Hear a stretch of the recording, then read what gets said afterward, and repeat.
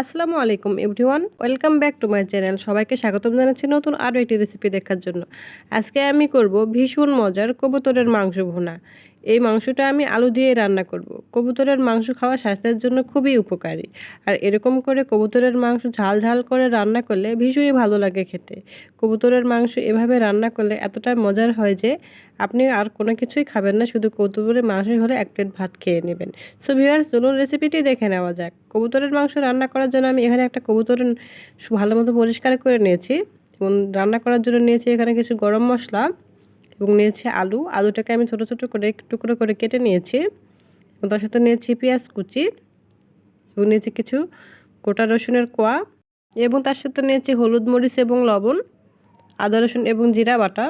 তারপর আমি একটা প্যানে তেল দিয়ে দিব। তেলটা গরম হয়ে যখন আসবে তখন আমি দিয়ে দিব আলু এবং তার সাথে দিয়ে দিব সামান্য পরিমাণে লবণ এবং তার সাথে দিয়ে দেবো সামান্য পরিমাণ হলুদ দিয়ে আমি আলুটাকে খুব ভালোভাবে ভেজে নিব।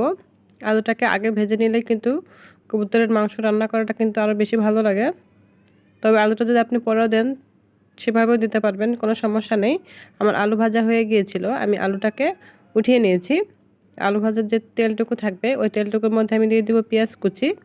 দিয়ে আমি পেঁয়াজটাকে খুব ভালোভাবে নাড়াচাড়া করে নেব যতক্ষণ না পেঁয়াজটা নরম হয়ে আসে। যখন পেঁয়াজটা নরম হয়ে আসবে তখন আমি দিয়ে দিব গরম মশলা এবং তার সাথে দিয়ে দিব আদা রসুন এবং জিরা বাটা এবং দিয়ে দিব হলুদ মরিচ এবং লবণ। দিয়ে আমি সবগুলো উপকরণ খুব ভালোভাবে মিশিয়ে নিব যাতে মশলাটা পোড়া না লেগে যায়। এই জন্য আমি খুবই অল্প পরিমাণের পানি দিয়ে দিব।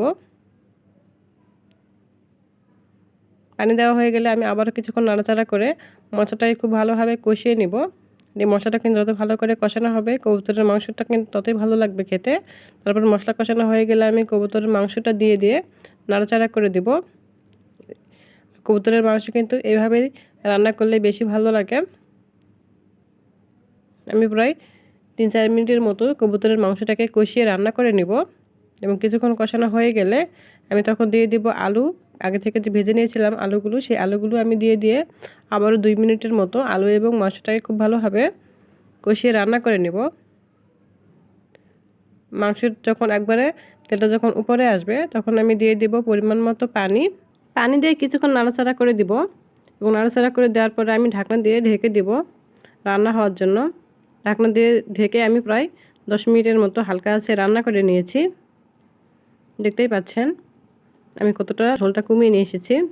এই পর্যায়ে আমি দিয়ে দিব আগে থেকে যে গোটা রসুনের কোয়া নিয়েছিলাম সেই রসুনের কোয়া এবং তার সাথে দিয়ে দেব কিছু কাঁচামরিচ।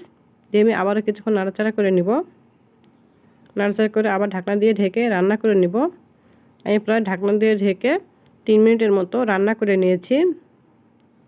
3 মিনিট পর ঢাকনা তুলে দেখে নিয়েছি যে তরকারি রান্নাটা একবারেই পুরোপুরিভাবে হয়ে এসেছে।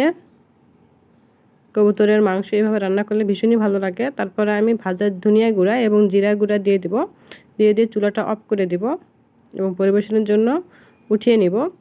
আলু দিয়ে কবুতরের মাংস, এভাবে আলু দিয়ে কবুতরের মাংস কিন্তু ভীষণ মাংস খেতে পছন্দ করেন তারা অবশ্যই আমার এই রেসিপিটি ফলো করে বাসায় একবার ট্রাই করে দেখবেন এভাবে কবুতরের মাংস রান্না করলে কতটা ভালো লাগে খেতে।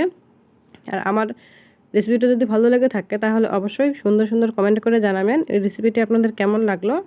আর আমার চ্যানেলটাকে সাবস্ক্রাইব করবেন এবং সাবস্ক্রাইব করে পাশে থাকা বেল আইকনটি বাজিয়ে দেবেন। Thank you watching my video.